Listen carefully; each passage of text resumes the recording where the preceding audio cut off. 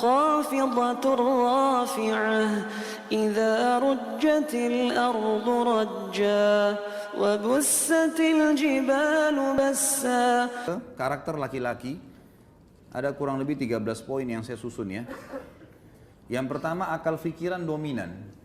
Saya sudah jelaskan tadi bagaimana akal pikiran itu. Gini teman-teman, masalah solusi itu akal pikiran dominan. Kalau perasaan itu dipikirin dulu lama baru solusinya ya. Kalau laki-laki itu pecah ban mobilnya atau pecah ban motornya, yang kita pikirin mana tambal ban, solusinya langsung.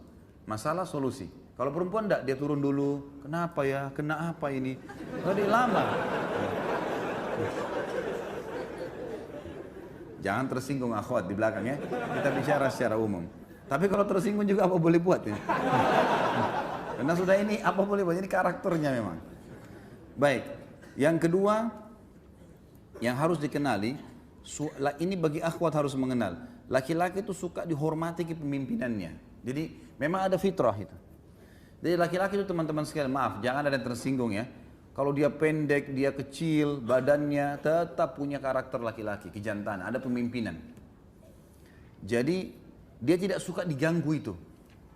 Dia suka dijadikan sebagai pemimpin, didahulukan, didengar pembicaraannya, didengar instruksinya. Ini karakter ini. Makanya saya pernah kasih contoh, kalau anak laki-laki sama anak perempuan beda. Kalau antum masih punya anak kecil, coba praktikin. Kalau anak perempuan, kita berikan makanan teman-teman sekalian, taruh di piring, sedikit antum bukan dilempar ya, tapi sedikit disentak piring itu di depannya, silakan makan nak. Dia nggak akan tersinggung, dia tidak akan terganggu dengan itu.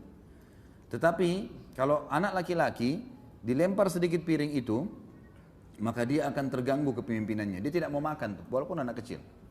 Diambil piring, dibuang-buang nasi itu sama sendok, dia nggak mau. Seperti itu, ada jiwa kepemimpinan, ada merasa pemimpin di situ. Kalau anak laki-laki, ini pernah saya pelajari dalam ilmu kejiwaan anak, teman-teman sekarang waktu masih belajar di Madinah dulu, ada satu dosen yang luar biasa, cara penyampaiannya bagus sekali. Beliau mengatakan anak laki-laki itu contohnya, di antara jiwa kepemimpinan, dia selalu contohi ayahnya. Jadi kalau antum punya anak laki-laki, pasti dia selalu perhatikan gerak-gerik ayahnya, apa saja. Cara pakai sendalnya, duduk di mana, gelas apa yang dia pakai. Nah biasanya kata dosen ini, dan saya pernah praktikin, memang betul itu terjadi ya. Jadi kalau ayahnya pergi, maka kalau ada adiknya, dia akan duduk di tempat ayahnya. Dia akan coba gunakan retorika bahasanya.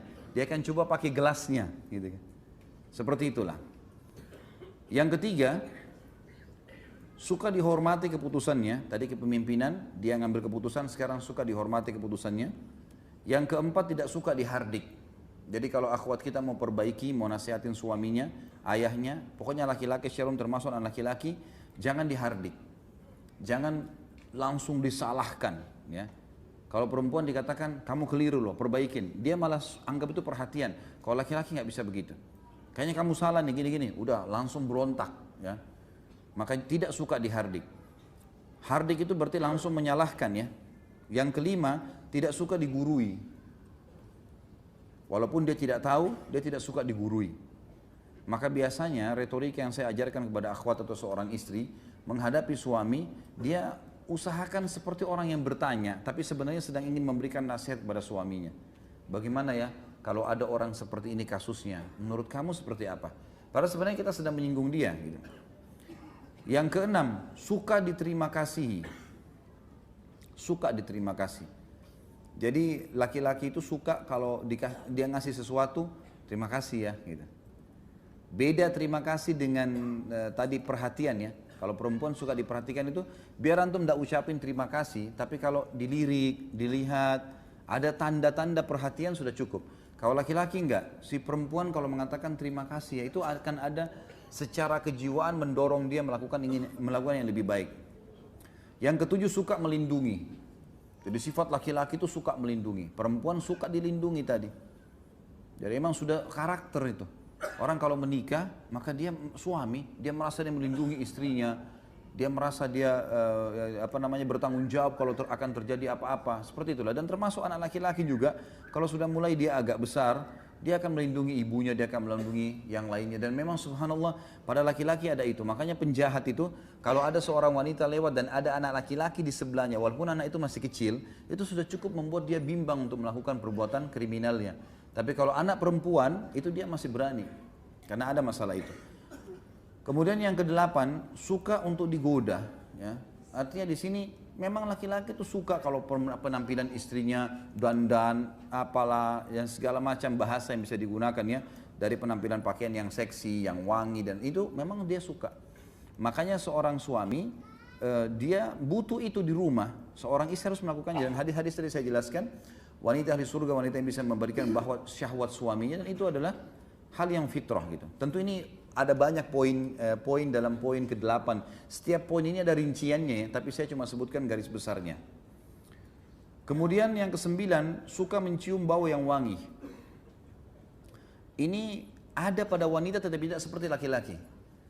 Kalau laki-laki itu dekat dengan istrinya lalu dia cium bau wangi, itu luar biasa pengaruh pada kejiwaannya. Dia selalu ingin mendekat, dia selalu merasa nyaman gitu kan. Kalau istri, suaminya walaupun baunya tidak wangi, tapi karena dia baik, ya, maaf ya saya belum mandi nih, enggak apa-apa kok. Dia suka saja. Tapi kalau antum pulang ke rumah dekat baunya nggak enak istrinya, sudah menghindar. Itu sudah fitrah. Perempuan juga suka yang wangi-wangi, bukan berarti antum jangan tidak pakai minyak wangi ya. Tapi yang dimaksud adalah perempuan biasanya dia masih tahan dengan itu. Bau ketiaknya suaminya, pulang kerja loh, masya Allah baunya. Ya. Tapi dia masih bisa tahan. Nggak apa-apa, ini kan bau keringat suami saya, ini karena dia. Begitulah, terbawa perasaan dia. Tapi kalau laki-laki nggak bisa gitu. Maka akhwat hati-hati ya di belakang. Jaga, nggak boleh ada bau sedikit pun, gitu, kecuali yang wangi. Ya.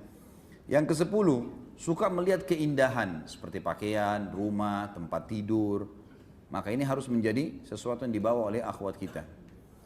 Yang ke-11, sulit memaafkan bila cemburu.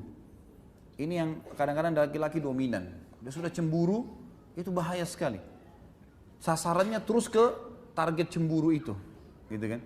Kalau misalnya istrinya pernah jalan atau istrinya pernah dilihat oleh orang, maka dia akan selalu orang ini seperti singa mengintai mangsanya. Ini pernah lihat istri saya nih. Udah itu terus menerus gitu, terbawa. Ini sulit memaafkan bila cemburu ya, dia sulit memaafkan. Dan yang ke-12 cemburuan, memang wajar. Jadi akhwat kita harus bisa faham masalah itu. Banyak orang mengatakan perempuan cemburuan, sebenarnya perempuan tidak cemburuan loh. Tidak cemburuan gitu. Dia hanya karena sayang sama suaminya, dia mau tunjukkan dengan cara itu. Tapi cemburu yang sebenarnya itu ada pada laki-laki. Laki-laki, dan sebenarnya kalau dia cemburu pada hal haknya dia itu benar dalam syariat. Makanya pernah ada sahabat yang pulang ke rumahnya lalu dia temukan istrinya selingkuh sama laki-laki lain. Lalu kemudian dia bingung harus buat apa, dia datang ke masjid, dia mengatakan, ya Rasulullah, saya temukan istri saya selingkuh, apa yang saya harus buat? Maka Sa'ad radhiyallahu anhu keluar dari saf laki-laki lalu mengatakan, ya Rasulullah, kalau terjadi pada istri saya, terjadi selingkuh seperti itu, saya akan bunuh keduanya, maksudnya saya akan rajam, hukum Allah berlaku. Kok bisa berani-beraninya berselingkuh berzina? Kata Nabi SAW, apakah kalian melihat cemburunya Sa'ad? Dia itu cemburu, Sa'ad cemburu, kenapa kok istri kemudian masih bisa berzina? Gitu kan? Maka kata para sahabat, iya ya Rasulullah. Kata Nabi SAW, saya lebih cemburu daripada Sa'ad dan Allah lebih cemburu daripada saya dan Sa'ad. Kenapa sudah dilarang masih dikerjakan? Jadi memang ada sifat cemburuan. Cemburuan sebenarnya itu ada pada laki-laki. Yang ke-13, mau didahulukan dalam segala hal. Ada